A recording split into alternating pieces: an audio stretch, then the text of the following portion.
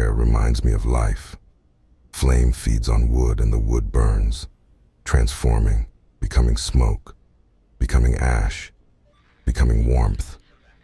It's all cause and effect, you see. Nothing stands alone. Nothing just is by itself. Everything is a condition, an outcome, brought about by something that came before. This is what the old teachings call dependent origination. It means that life isn't just a straight line, a single march from birth to death. It's all linked. It's all connected. A circle that spins with every action, with every word, with every thought. Think of a seed in the earth. The rain, the sunlight, the nutrients in the soil, all play a part in that seed's growth. But where did the seed come from? Another tree, another season, something long forgotten, something that was nourished by other lives now gone. We don't need to stretch our imagination too far. It's all around us. Each of us is the result of innumerable causes. Parents, ancestors, teachers, friends, even those who hurt us. And we in turn create effects that ripple out, like the waves across a pond when a stone is thrown in. And yet, it's never just about one life. That's what people sometimes forget, thinking we only walk this road once. The old wise ones taught that existence is like a fire, flickering but never fully extinguishing. It transforms, it changes, but its essence, the fuel, the heat, moves from one moment to the next, without true end. This is the infinite nature of existence. Each effect becomes a cause, which leads to another effect.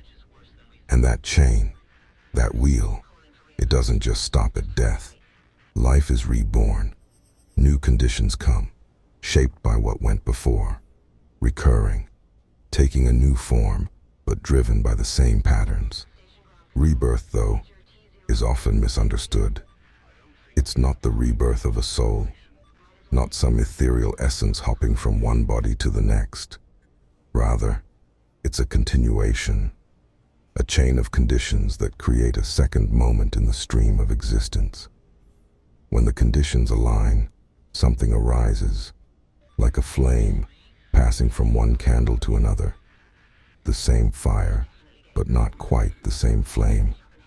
Each new flame is born of the conditions that preceded it, yet stands as its own.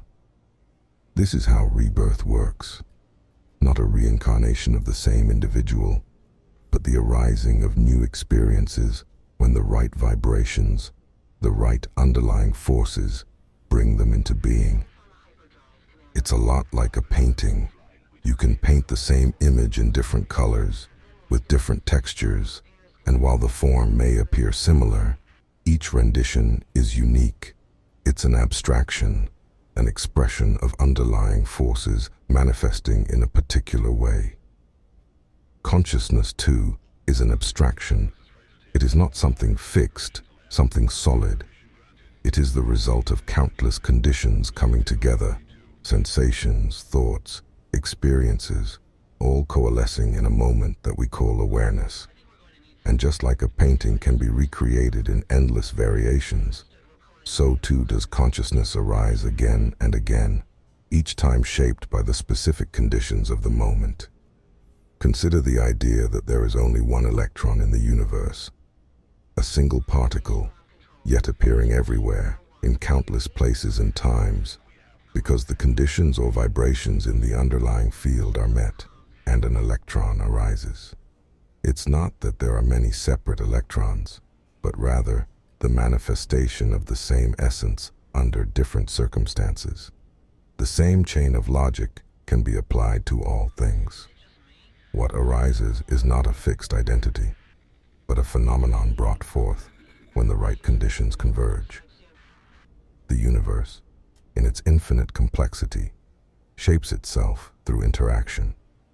Every cause creates an effect, and every effect becomes a cause.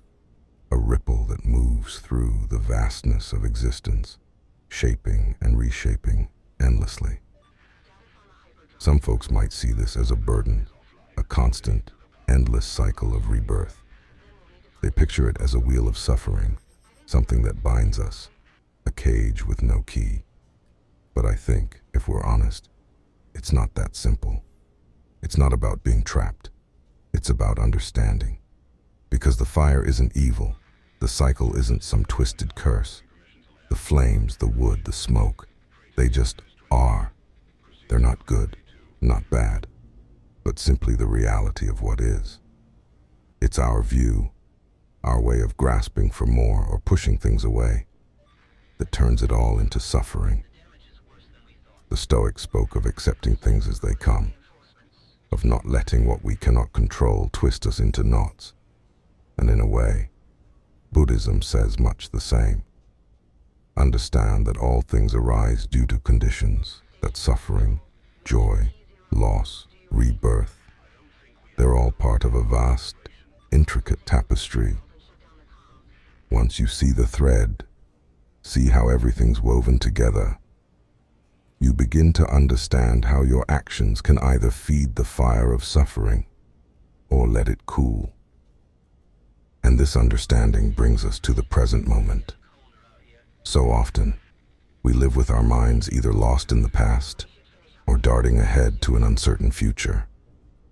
We forget that this moment, right now, is the only place we truly exist. The present is where the past and the future meet, the point where all those countless causes and conditions converge. By truly experiencing this moment, we can see that it is the culmination of everything that has come before, and it is also the seed of everything that will come after. To be present is to witness the universe unfolding through us, one breath at a time. Our awareness, our consciousness, isn't just some passive observer. It plays an active role in shaping reality. Every thought, every reaction, every intention sends ripples outward, influencing not just our own experience, but the experiences of others. When we are mindful, when we choose our actions deliberately, we can shape those ripples into something meaningful. In this way, awareness becomes a tool, an instrument through which we guide the unfolding of the universe itself. We are not separate from the world around us. We are participants in its endless becoming. Each moment is an opportunity to understand, to act, to influence the intricate web of causes and effects. Think of the universe as a vast ocean, constantly in motion. Every interaction, every relationship, every thought, every moment of awareness is a wave within that ocean. When one wave rises, it does so because of all the other forces in play. The wind, the currents, the moon pulling at the tides. And when it falls, it merges back into the whole, inseparable from the waters that gave it life. In this way, we too are like waves. We rise from the universe, shaped by its forces, and eventually we fall back into it, becoming part of the whole again. But the ocean is never static. It's always moving, always changing, always creating new waves. And each wave, though it may seem to be just a fleeting moment, carries the essence of the entire ocean. This is why every action matters, in this life and perhaps in the lives yet to come. Because each of us is both a product of the universe and a force shaping it. Our awareness, when fully present, allows us to be deliberate in our actions, to recognize the connections, the interdependence, and to move with grace through the currents of existence.